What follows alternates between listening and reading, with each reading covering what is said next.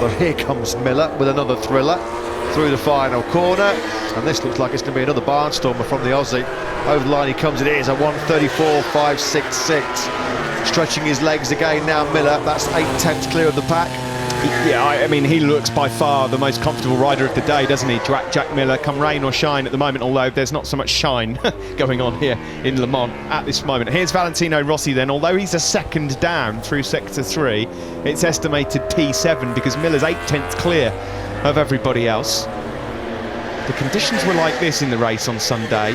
You could do a lot worse than putting an each-way bet on the Doctor getting that 200th podium. He's got a pretty good record here in Le Mans, hasn't he?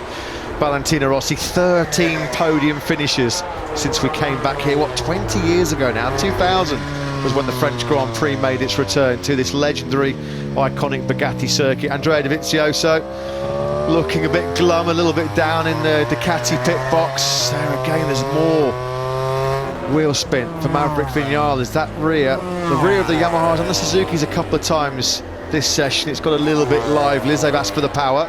He's about to find his good friend off circuit, Jack Miller, coming by in a moment as well. There you can see the number 43 just up behind the number 12. Still a few spots of rain on that camera lens in the final sector. Miller then looking to improve his time again. Danilo Petrucci's just improved. He's gone up to third ahead of Cal Crutchlow. I thought I saw a rider going down there in the background. Panic over. 3 minutes left of the session then. This will put Maverick Vinales inside the top 3. Across the line we go, in fact second, 35.1. Yeah, that's a pretty decent lap time coming in from Maverick Vinales. Still Miller leads though by over half a second. That's no great surprise. As we said, this is Miller territory. Steve mentioned he looks so confident, so assured in these conditions, doesn't he? This is going to be a replay of the Vinales run-off, I'd imagine. Yeah, he wasn't stopping that one.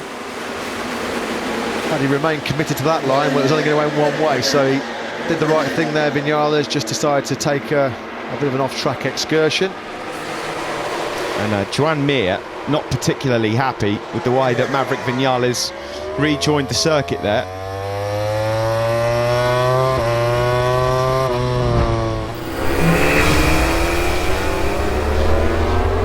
Back on circuit, now profiting from maybe a bit of a tow from Juan. Just a couple of minutes left then in this session. It's been an odd day, certainly an odd Friday in this 2020 season so far.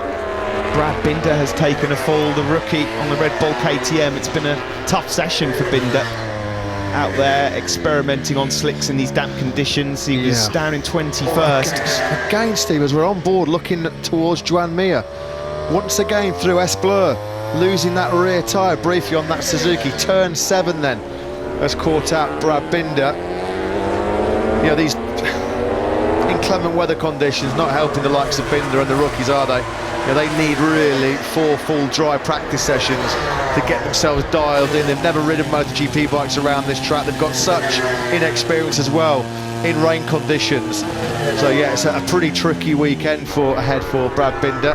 There's his bike, no sign of the South African. Let's hope he's already making his way back to the paddock and he's okay. We certainly need a new screen on that one. Red helmets on our time screens here in the closing stages. Nakagami then second quickest behind Jack Miller.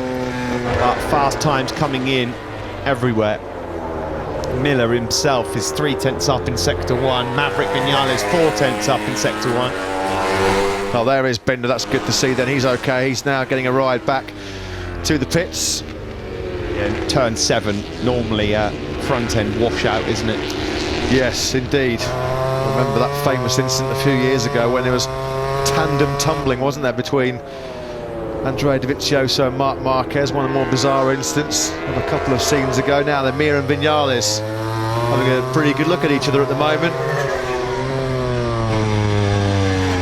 Looking back now from the Suzuki of Mir, and again the same twitch from the rear end of the Suzuki. Vinales here will get one more lap in behind Mir, and Miller is just behind the pair of them as well.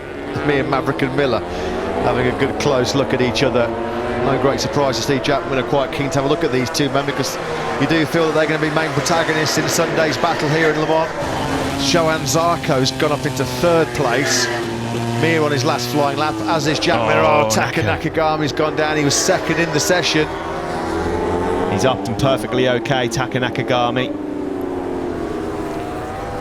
Doesn't look like there's too much damage to the motorcycle either. The checkered flag has come out here in France, so a few falling here this afternoon. Alex Marquez has just crossed the line in 7th. That's a good job from him. Looked like Nakagami might have just been a little bit offline there. Did he just stray onto a damp line? He's perfectly okay at turn number 11. It's a shame, that one, because potentially he may have been actually knocking Miller off his perch, because he was fastest through the first 3 sectors on that lap, Nakagami, before he was eating a bit of gravel at turn 11. Looking here at Joan Mir up ahead of Jack Miller as they come across the line then. Oh, sorry, this is actually coming down the back straight into the S's. Miller just powering through on Joan Mir. This is not going to be a time that will threaten Miller's fastest overall. I have to say, Jack Miller, by far the best looking rider out there in terms of lap times. I'm not talking about general looks, just in case you're wondering. He'll be very, very happy with this Friday, Will Miller. Just imagine what a race victory would do for the confidence of Jack Miller. Of course, not had one since that famous victory in Assen, and it would launch him into championship contention.